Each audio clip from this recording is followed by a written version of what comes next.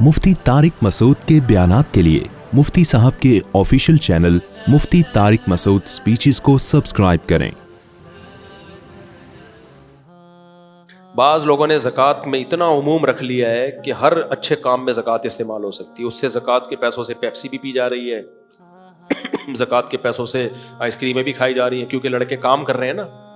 एक प्रोग्राम करना है, सीरत का जलसा करना है या एक कोई वर्कशॉप करवानी है, तो अब उसमें लड़के आ रहे हैं, बैठेंगे, खाना भी खाएंगे, कोल्ड ड्रिंक भी पीएंगे, तो सारा कुछ प्रोग्राम बिल्कुल ही ज़कात का बेड़ा गर्क हो गया। तो इमाम अबू हनीफा का मौक़िफ़ ज़कात के मामले में बहुत मजबूत है कि गरीब को मालिक बनाना ज़रूरी है। तो बाज़ लोगों ने बहुत ज़्यादा उमूम ले लिया, फ़ी सबीलिल्लाह का मफ़हूम ले लिया, बहुत आम, उसको कोई बाउंड ही नहीं किया। इमाम हनीफा की दलील क्या है? लिल फ़ुक़रा, अल्लाह कहते हैं लिल ये तमलीग के लिए, फ़कीरों के लिए है और मसाकीन के लिए है, वल आमिलीना जो ज़कात पे मामूर होते हैं उनके लिए। तो ये के लिए में कामिल लिए जब ही होता है जब वो उसका मालिक बन जाए। तो इबाहत नहीं है, इसमें मिल्कियत में दाखिल करना ज़रूरी है, उसकी मिल्कियत में या उसके वकील की। अगर आपने ज़कात से किसी का इलाज कराना है तो गरीब को आप ये बोल दो कि तुम किसी को वकील बना दो जिसको हम पैसे दे दें। तुम डॉक्टर को वकील बना दो जो तुम पे खर्च कर रहा है, अस्पताल को वकील बना दो। जब वो अस्पताल को वकील बना देगा तो जो पैसे अस्पताल को देंगे वो उसी के समझे जाएंगे। तो उससे परमिशन लेना जरूरी है। समझते हो कि नहीं समझते? और कोई मसला किसी ने पूछना हो? जी भाई, ये तमलीग ड्रामेबाजी होती है। बाज लोग ये भी करते हैं कि जैसे मुझे ज़कात खानी है ना, मेरा दिल चाह रहा है, अब मैं पैसे वाला आदमी हूँ, मुझे ज़कात लगती नहीं। मैंने वासे को बोला तेरी नई नई शादी हुई, तू शक्ल यानी गरीब है, तो ऐसा कर, मैंने इनको बोला अपनी 1 करोड़ की ज़कात इसको दे दो, गरीब है, इसको मालिक बनाया। मैंने कहा तो हो गई ना, अब तो मुझे दे दो, चलो टाटा मैं जा रहा हूँ। तो ये सच्ची मुच्ची का मालिक नहीं बनता, उसको पता होता है कि ये ड्रामेबाजी है। तो ये एक तरह से अल्लाह को धोखा देना है। हाँ, सच्ची मुच्ची में कहीं तमलीग हो गई हो, गरीब को ये पूरा पूरा राइट हो कि मेरे पैसे हैं, मैं जब चाहूं लेके भाग जाऊं, फिर गरीब जिस पे चाहे खर्च करे। वो गरीब की मिल्कियत में जब चला गया तो फिर गरीब उससे अमीर को भी खिला सकता है, गरीब को भी खिला सकता है। लेकिन ये जो हीला किया जाता है ना, ये घुमाया जाता है पैसा, उसको मालिक बनाया, हो गया ला शाबाश। तो बाज जगहों पे ऐसा सिस्टम चल रहा है, तो ये सिस्टम है, सिस्टम नहीं है, ये ड्रामेबाजी है। और कोई सवाल? भाई आज हमारा दर्स तो सारा उसी इश्काल के जवाब में रह गया, लेकिन कल हम पढ़ेंगे इंशाअल्लाह। अब आप कह सकते हैं इसमें ख़वातीन के हुकूक तो आई नहीं है। अल्लाह मियाँ ने बहुत सारे हुकूक बयान किए हैं, फिर मौका मिला तो इंशाअल्लाह हम, ये तो वो हुकूक थे जो लिबरल तबका देने की कोशिश कर रहा है, जो मैंने कहा ये वाले हैं नहीं। और कौन से हुकूक हैं? बहुत सारे हुकूक हैं इसमें, तो नाम ही अल्लाह ने सूरह निसा रख दिया। इनमें सबसे अहम तरीन हुक्म जो अल्लाह ने बयान किया, ला यहिल्लु लकुम अन तरिथुन निसा करहा। इस्लाम से पहले औरत की शख्सी मिल्कियत समझी नहीं जाती थी। यूरोप में तो अब आई है 100 साल पहले, इससे पहले था ही नहीं। तो अल्लाह ने कहा औरत के पास जो पैसा है वो उसका है, वो उसके शौहर का नहीं है। उसको बाप से जो विरासत मिले उसको दो, वो उसकी है, वो तुम्हारी नहीं है। अरब ये कहा करते थे कि जब इसकी सारी जिम्मेदारियां हम पर हैं तो फिर इसका क्या है। आज भी गरीब इलाकों में ना बहनों को जायदादें नहीं मिलती, वो कहते हैं भाई ये तो अपने ससुराल चली गई, घर चली गई। तो अल्लाह ताला ने बहुत सख्त पाबंदी लगाई।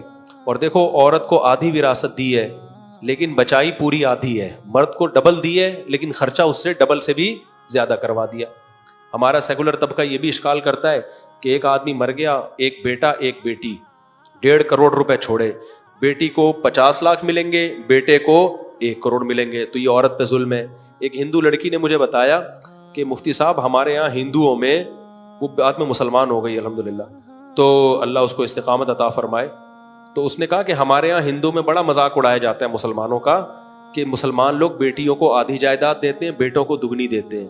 कहती मजाक तो उड़ाते हैं लेकिन हमारे यहाँ आधी भी नहीं मिलती सारा बेटों को मिलता है। फिर उसने बताया मेरे अब्बा ने भी सारा उठा के मेरे भाइयों को दिया है, 1 रुपया मेरे लिए नहीं छोड़ा। तो मैंने उसको बताया, मैंने कहा ये जो इस्लाम ने आधी भी दी है ना, ये भी बहुत दी है, क्योंकि बेटी को 50 लाख मिले और बेटे को 1 करोड़ मिले। बेटी पे 50 लाख का जिम्मेदारी कुछ भी नहीं है। जब इसकी शादी होगी तो इसका सारा खर्चा खुद इसका और इसके बच्चों का किसके कंधों पर है? इसके शौहर पर। وہ 50 اس کے محفوظ پڑے ہوئے ہیں. مہر کا خرچہ کس پہ ہے؟ شوہر پر. نان نفقہ کس پہ ہے؟ شوہر پر. بچے پیدا ہو گئے تو ان کا خرچہ کس پہ ہے؟ شوہر پر. ان کی تعلیم، ان کی شادی، ہر چیز شوہر پر. وہ جو بیچارے کے 1 کروڑ تو بڑھ گئے، جو اس کو 1 کروڑ ملے تھے، گیس کا بل کون دے گا ساری زندگی؟ اس کا شوہر دے گا. بجلی کا بل کون دے گا؟ وہ گالیاں نکل رہی ہیں میرے منہ سے، وہ دے گا بغیرت، استغفر اللہ. گیس کا بل وہ دے گا، بجلی کا بل وہ دے گا، گھر خریدے گا بھی وہی، کیونکہ رہائش دینا بھی کس کی ذمہ داری ہے؟ شوہر کی ذمہ داری ہے.